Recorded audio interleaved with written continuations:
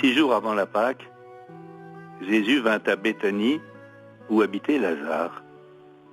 Et c'est ainsi que débute la page d'évangile pour la messe de ce jour. 6 jours avant la Pâque. Nous y sommes.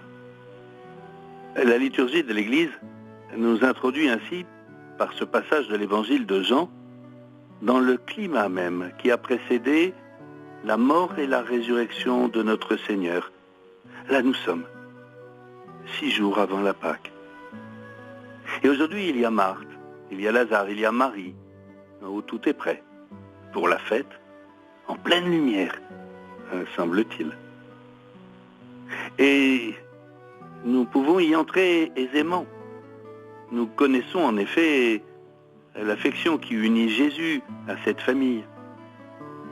Comment ne pas comprendre qu'un repas ait été organisé en l'honneur de celui qui a permis à Lazare de ne pas être trop tôt enfermé dans la mort. Et il y a l'odeur de ce repas de fête, et il y a aussi l'odeur du parfum versé sur les pieds de Jésus.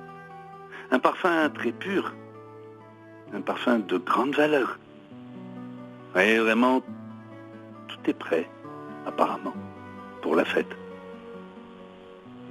Oui, mais justement, 6 jours avant la Pâque, Jean, qui raconte, se souvient que le climat n'était pas alors uniquement tourné vers la fête, que le climat était sombre, lourd de la duplicité de Judas quand il défend faussement les pauvres, lourd de la jalousie des chefs des prêtres qui tiennent tant à garder un pouvoir sans partage. Voilà, 6 jours avant la Pâque, la grande semaine est lancée. Combat entre lumière et ténèbres, ténèbres et lumière. Et début de semaine avec le rappel de ce goût de Dieu pour un monde en fête, en vraie fête. Fête de la fraternité entre les hommes.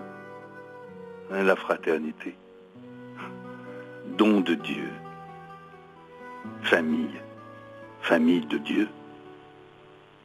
Ce don de Dieu, la fraternité, tout particulièrement bienvenue en cette période de pandémie mondiale. Notre planète en a tant besoin.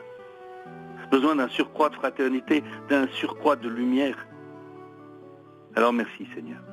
Merci pour cette invitation renouvelée à partager autant que nous le pouvons ta passion pour le relèvement de toute l'humanité. Jésus, le Christ, lumière intérieure, ne laisse pas les ténèbres me parler.